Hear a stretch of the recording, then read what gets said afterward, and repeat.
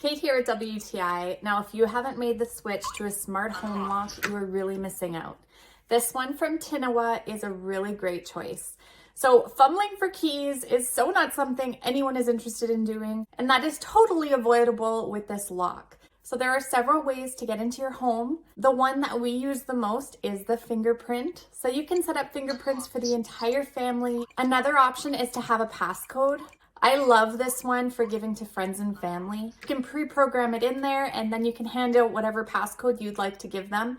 You can also have some that expire. So if you have an Airbnb or you have a repairman coming, you can give them a temporary passcode. They'll be able to gain entry the one time or for a short period of time, and then you can have it expire.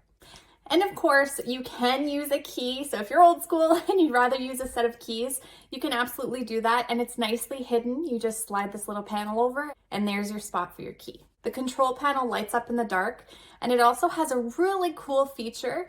So if you're trying to keep your passcode a secret from onlookers, you can add a few numbers at the beginning, a few extra at the end.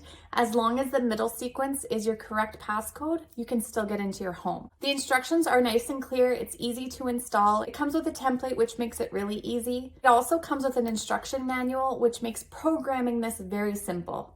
You can also download an app if you want to, so you can control it all from your phone. It's water resistant, so it's good for outdoors in the rain. The battery will last you about a year before you have to replace it.